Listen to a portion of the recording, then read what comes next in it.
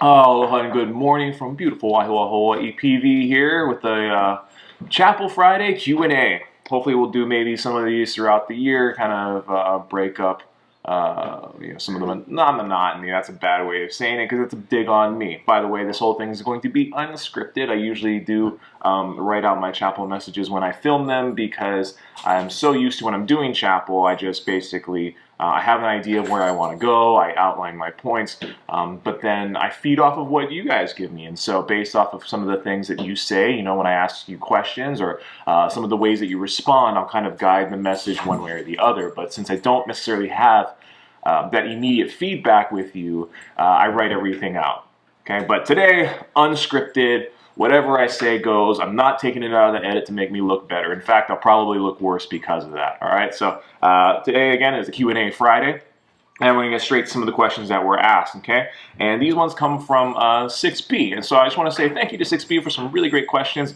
Because, like I said last week, if I didn't get any questions, I was just gonna stare at the camera for 10 minutes.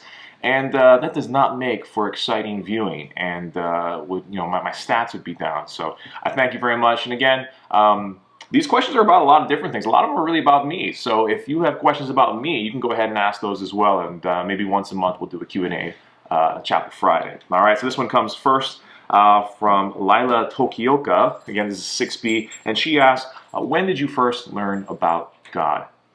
And I would say from the very littlest I was, from the very moment I was born probably, because my family has a, on my dad's side especially, my family has a long history of following God.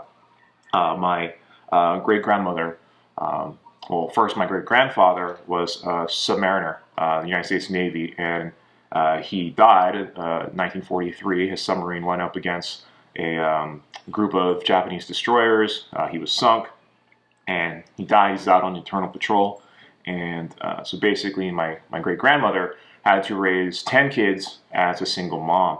And from what my tutu would tell me is that, when times got tough, and, it can be overwhelming to be a single parent, much less a single parent of 10 children, that she would just drop down to her knees in the middle of the kitchen and just pray to God and just ask for help. And that example got passed down to my tutu, who then passed it down to my father, who then passed it down to me. And so I would say that I've been blessed to be born in a family who have, just because of life circumstances, learned to just rely on God. Now, I didn't always follow God. There was time in which I believed but didn't follow, and so that's not the point of the question here, so I'm not going to get to that. All right, but thank you, Lila. I appreciate the question. Coffee sip.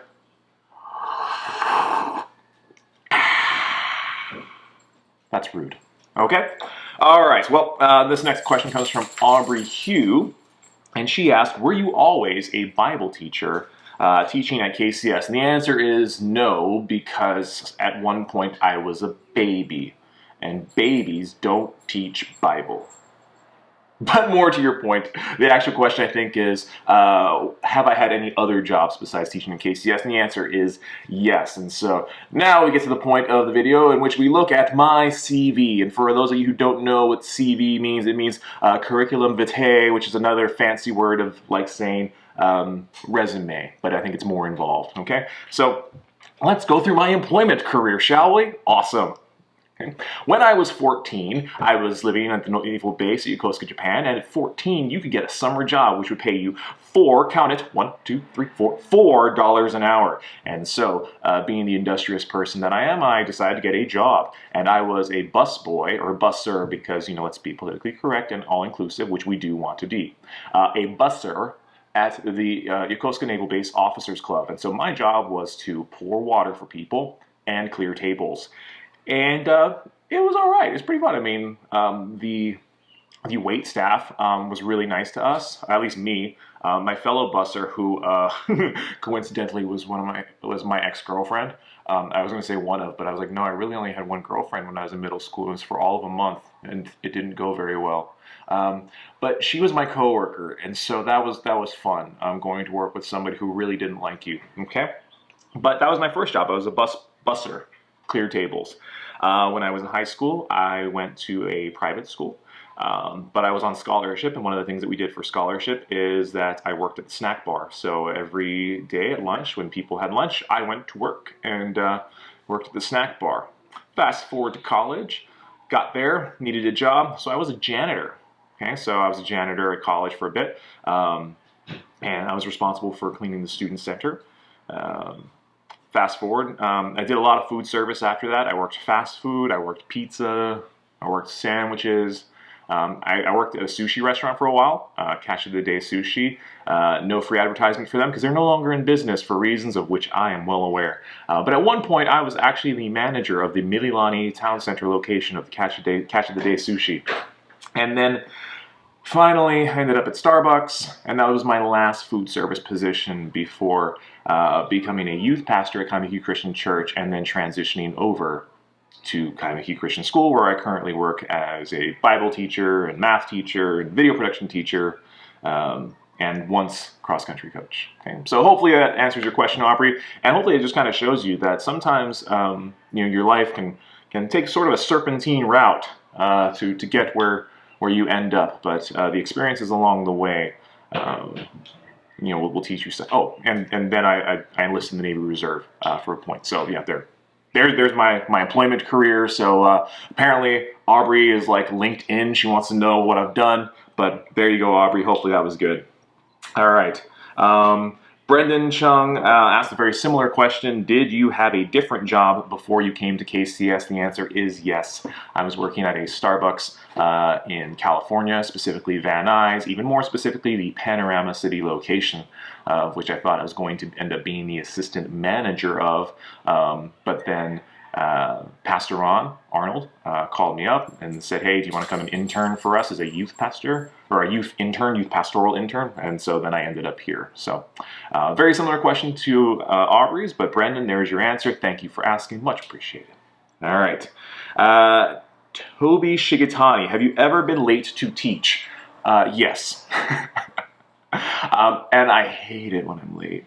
I really don't like being late. It's why in my car the clock is set 12 minutes fast, so that when it shows 8 o'clock, it's 7:48. And I've been known to be rather, shall we say, less than kind to my children when they are running late. And yeah, it's something I'm not necessarily proud of. I try to not do that.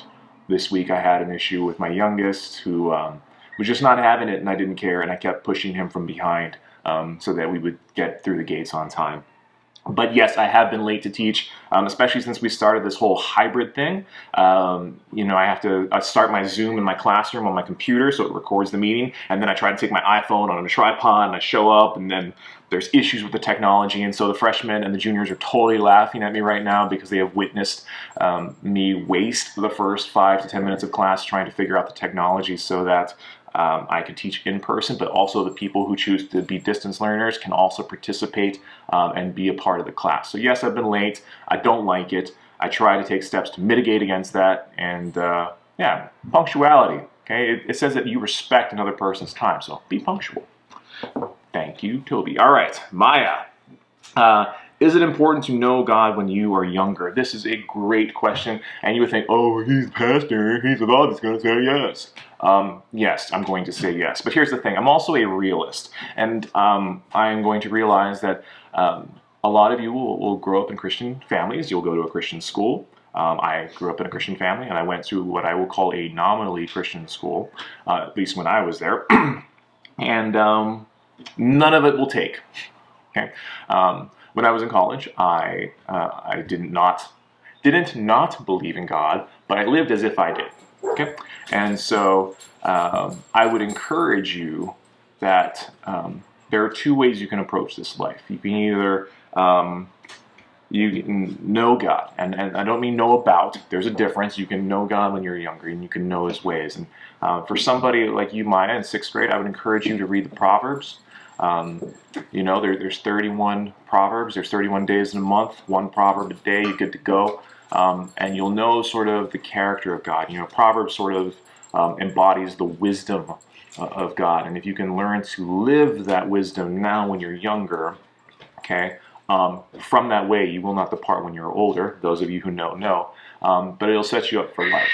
Now, alternatively, you can choose to ignore that as I did, and then you will learn the wisdom of God the hard way, because God has designed the universe in such a way that you can live in harmony with his wisdom, and things will relatively go well for you. Or you could live, let's say, out of tune with his wisdom, and you will discover that his wisdom is in fact true, which is what happened to me. I lived outside of the melody of God's wisdom, and was brought to a place in which I recognized my dissonance, to carry the metaphor forward, and was brought back into harmony with God's wisdom. So I would say, yes, it's important, but as a realist, I know that many of you will not. But I want you to know that, should you, make mistakes in the future, here at KCS, and I'm like, here's my house. And so, yeah, I mean, if you can find me, the light's always on, and, God's grace always welcomes you back. Okay. All right. And then finally, from Ricina Sato, but wait, coffee sip. All right. Finally, from Ricine Asato, why did you decide to become a pastor? Well, good question. I don't know if I actually decided that. I think I more or less accepted the call, as it's sometimes called. So I became a Christian my final semester of college. Now, again, I didn't not believe in God. Like, I always knew that God was him, but I didn't follow him. And my last semester of college, I became a follower of Jesus, became a Christian. And originally, I got my undergraduate degree in journalism, but I came to a point where, like, I wanted to do something in my life in which I did not get the credit, because in journalism, your name is on the byline, your name is on the photo credit, so people, read your stories, they look at your photographs. And I was like, I want to do something in my life in which God gets the credit. And so I didn't I had a couple freelance jobs before then, but I didn't and so I did some writing for a national magazine.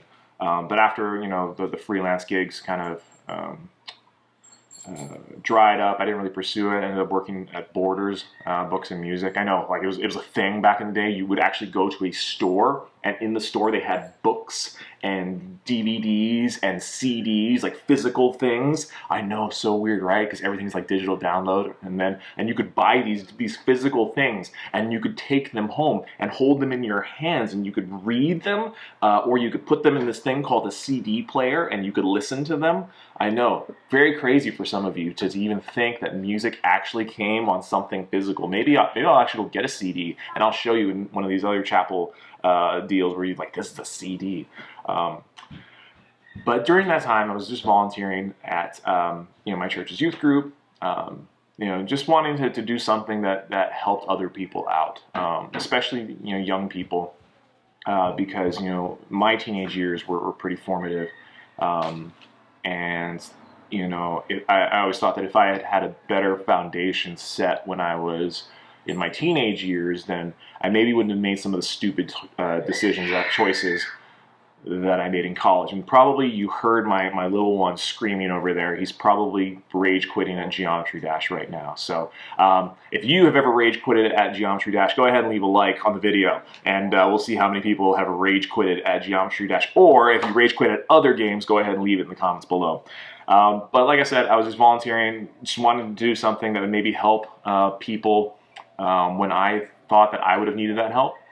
And through that circumstance, the pastor that I was kind of volunteering under suggested, "Hey, I think you might have a calling for this." And so I entertained it for a little while, and then as I continued on, I was like, I think this is something that God wants me to do with my life, to be a pastor, but not just to, like, in general, but to young people such as yourself, middle school and high school students, because again, this part of your life, I mean, you're kind of letting the cement dry on the foundation on which you're going to build the rest of your life. And so I just want to be a part of helping you develop a solid foundation. There he was again. And I'm not editing any of this. This is just going to be a one take, because that's real. Life in closing, okay, life is one take. Okay, you don't get to edit your life. Okay, you don't get to hit the reset button. Okay, you don't get to restart the level. It's just one take. So every imperfection that finds its way in there, whether it be